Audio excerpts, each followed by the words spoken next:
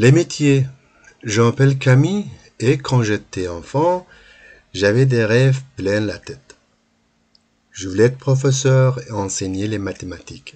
Puis, je voulais devenir docteur pour soigner les malades. Pour moi, les médecins et les infirmières sont des héros sans costume. Mon ami Thomas rêvait d'être cuisinier. C'est parce qu'il n'aimait pas les plats de la cantine. C'est parce qu'il n'aimait pas les plats de la cantine.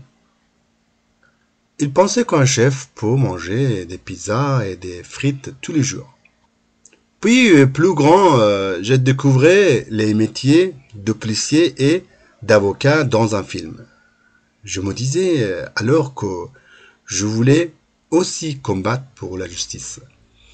Je voulais poursuivre les criminels et défendre les gentils.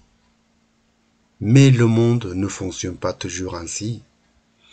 Adolescent, je voulais devenir pompier. Mes parents m'encourageaient à devenir sapeur-pompier volontaire pour voir si ces carrières étaient réellement pour moi. Hein. J'étais donc lycéen et pompier à la fois. J'étais fier. Mais ma plus grande passion, c'est l'art. Et aujourd'hui, je suis artiste. Je peins des tableaux dans mon studio. Mon ami Thomas, lui, est dentiste. Pourtant, quand on était petit, il détestait aller chez le dentiste. Il détestait aller chez le dentiste. Il pleurait à chaque fois. Les métiers وظایف شغلها. Je m'appelle Camille. اسم من کمی است. Et quand j'étais enfant, وقتی که بچه بودم, j'avais des rêves plein la tête. رویاهای بسیار زیادی در سر داشتم. Je voulais être professeur. دوست داشتم استاد یا معلم شوم. Et enseigner les mathématiques. و ریاضی تدریس کنم. Je voulais être professeur et enseigner les mathématiques. میخواستم معلم شم و ریاضی تدریس کنم. enseigner تدریس کردن، درس دادن. Puis بعدها je voulais devenir docteur pour soigner les malades. Puis بعدها je voulais devenir. خواستم دکتر بشم. Pour soigner les malades. برای معالجه بیماران. soigner معالجه یا تداوی. Pour moi, برای من, les médecins et les infirmières sont des héros sans costume. برای من پزشک‌ها و پرستارها قهرمان‌های واقعی زندگی من هستند. Mon ami Thomas rêvait d'être cuisinier. دوست من توما آرزو داشت که آشپز بشه. C'est parce qu'il n'aimait pas les plats de la. دوست من توما قصد داشت که دوست داشت که آشپز بشه چون که parce que c'est parce que il n'aimait pas les plats de la cantine. غذای کانتین دوست نداشت به همین دلیل میخواست آشپز بشه. Il pensait qu'un chef pouvait manger des pizzas et des frites tous les jours. Il pensait que فکر میکرد که یک سرآشپز شف میتونه بخوره پیتزا و چیپس یا فریت هر روز. او فکر میکرد که یک سرآشپز یا آشپز میتونه هر روز پیتزا و فریت بخوره. Puis plus grand, je découvrais les métiers de policier et d'avocat dans un film. سپس بزرگتر که شدم با حرفه پلیس و وکالت در یک فیلم آشنا شدم. Et je me disais alors que je voulais aussi combattre pour la justice. به خودم گفتم که میخواهم برای عدالت بجنگم. Je voulais poursuivre les criminels et défendre les gentils.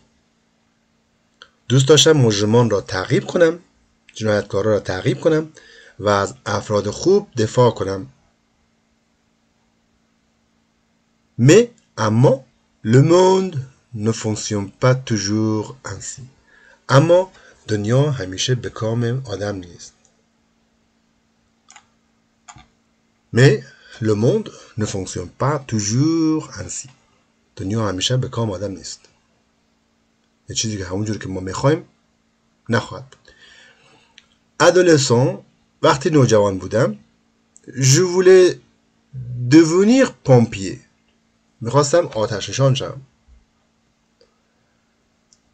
Mes parents m'encourageaient à devenir sapeur-pompier volontaire pour voir si ces carrières étaient réellement pour moi.